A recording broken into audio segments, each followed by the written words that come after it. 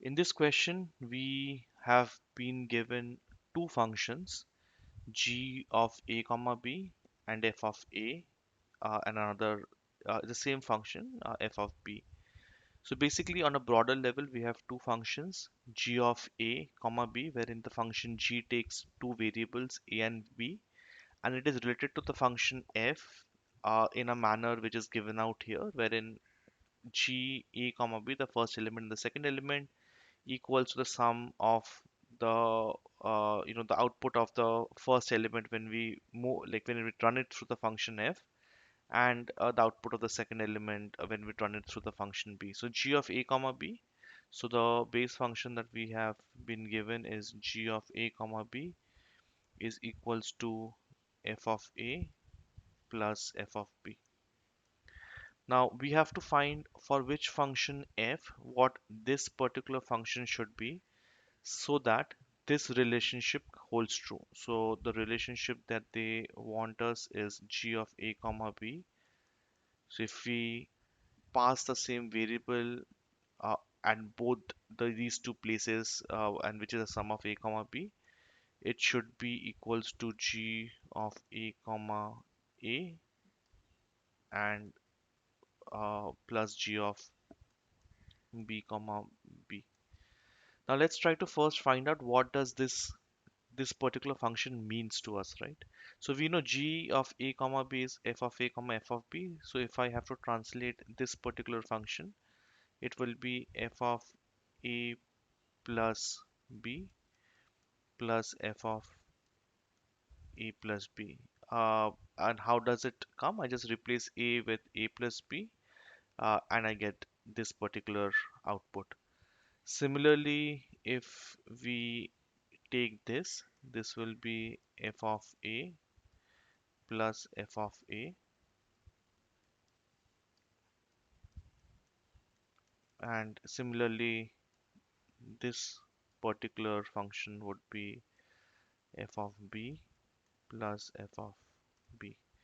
So this becomes 2 of f of a plus b equals to f of a plus f of a, 2 f of a, and f of b plus f of b is again 2 f of b. So what I can do is I'll just write 2 into f of a plus f of b. Right now we can cancel this 2 at both the sides, and we finally come up with a simplified version wherein we have to find for which of the function f of a plus b is equals to f of a plus f of b, right?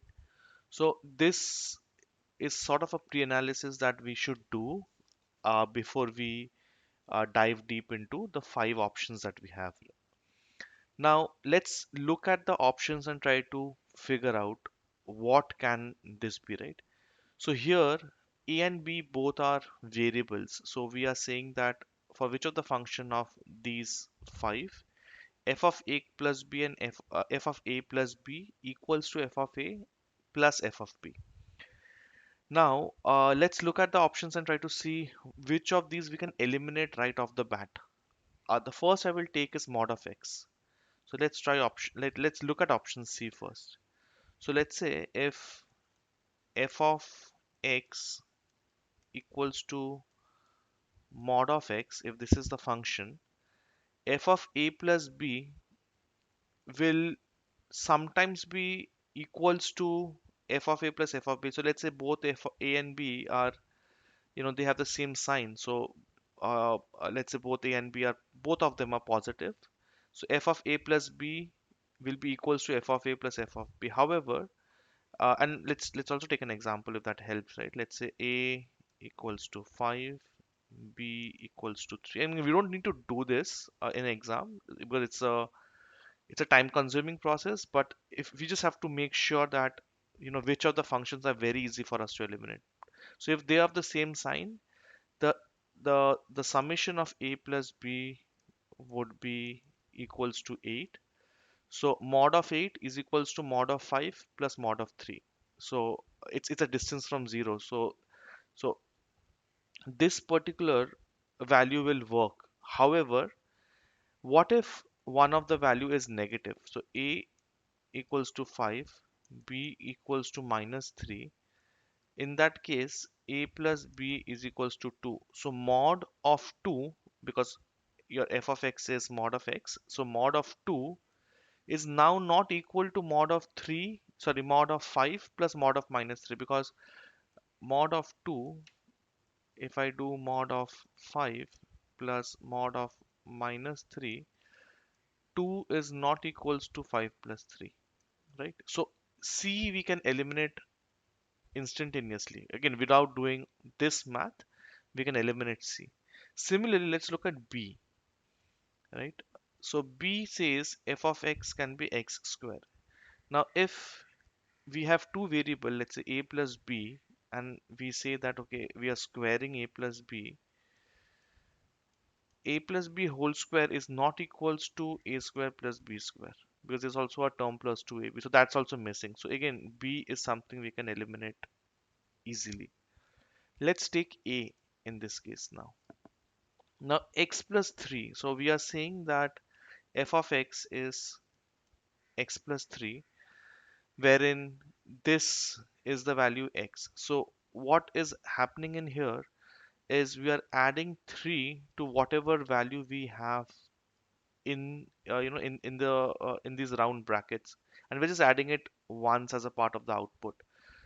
So let's say f of a plus b would be a plus b plus 3, wherein f of a would be a plus 3 and f of b would be b plus 3, and when we do a summation of f of a plus b, we will get f of a plus b plus 3 and plus 3. So we're adding 3 twice here, but we're adding 3 once here. So even a cannot be the like one of the option.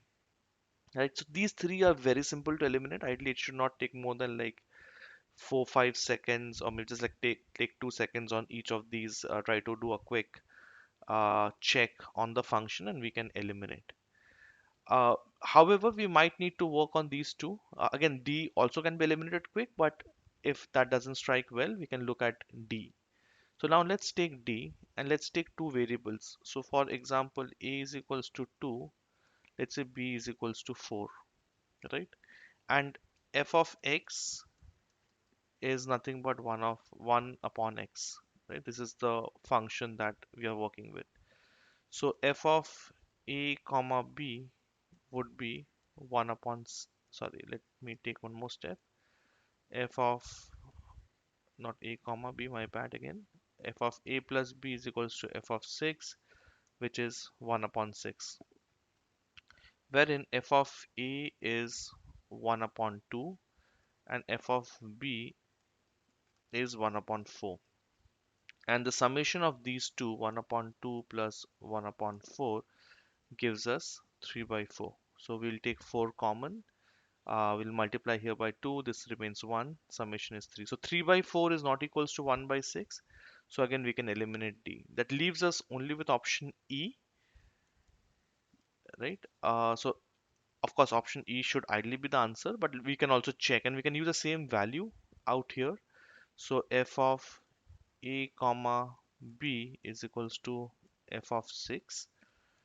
Again, how is 6 coming? It's the summation of 4 plus 2, and the function is x by 4. So the output of f of A plus B is will be equals to 6 by 4, which is 3 by 2.